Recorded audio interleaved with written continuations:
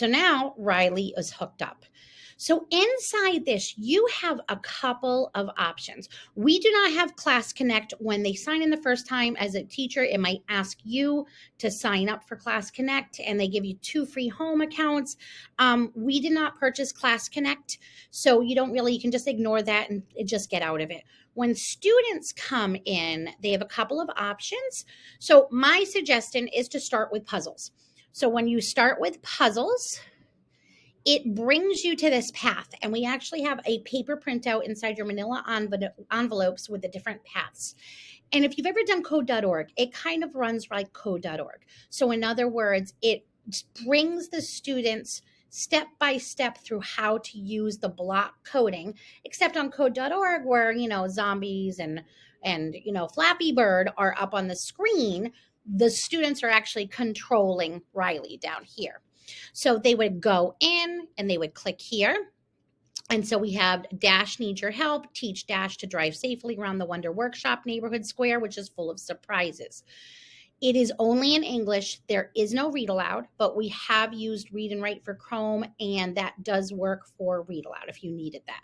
So you could click on the button, and it gives the directions right here.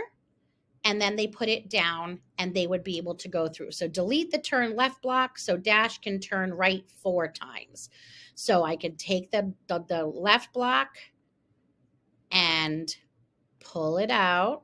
I'm going to put my rights back, and then I would trash this. There's my garbage. And then the kid would push run and it would go. And it keeps going with different puzzles. Absolutely awesome introductory. Even if kids have done code.org before, it walks them through what Dash can actually do. So that is, I'm going to come back up here to my stoplight to get back to that main page. And here is my path. I can refresh these so it brings me right back to the very beginning. Just in case a student goes in and it like maybe they were on number 4, but they want to go back, we can do that. As a teacher, I always have to refresh because I'm modeling it. So that is puzzles. This is a whole pathway to get started. My projects has a couple different things inside of it. So create new. These are singular projects. So they're already set up for students. They're great for modeled exploration. So let's say I wanted to play Simon Says with my students, with my dashes, and I did create. It's already going to give me the code. So students could push the start button and see what happens from the Simon Says code. Now, at that point in time, they would be able to go in and modify this. They would change it. They'd be able to play with it. So it's really awesome for modeling. It's great because it's already set up, and now they can tinker with it to see what else they would be able to do. So it says Dash says hi. What if Dash says ha? Oop, he said ha. Huh? Dash says we. What if he says okay? So they would be able to change that and play with it in a place where it's already there. So then I'm going to come back here to my projects again. And when I do create new, I can also start with an absolute blank project.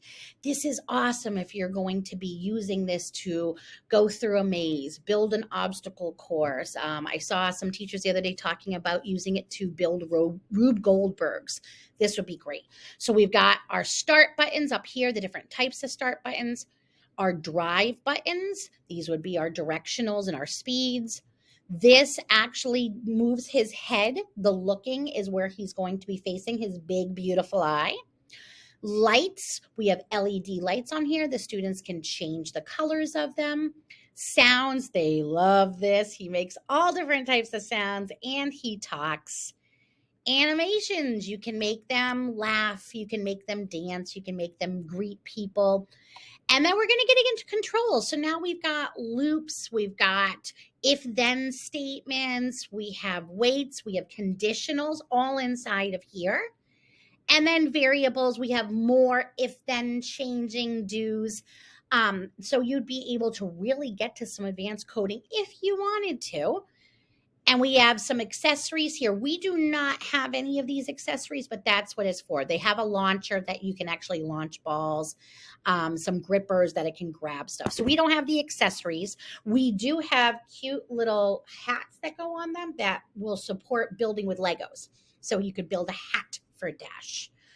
So, and that is basically it, in the fact that I love this because it's that intermediary. It is like code.org. It is block coding. It is snapping things together. And then, but it's a little bit easier to use than Spheros, where we are getting more Spheros in the district too, but they're a little bit easier to use. I literally think these can be used kindergarten. I think they can be used kindergarten through 8th grade, to be very honest. But if you're building a program, these are that nice middle one. This is like before you get to Spheros, they can be working on this. And there is the way, we haven't explored it yet, but you can do JavaScript and Python with these as well. So these can really grow up with the kids. They're very stable.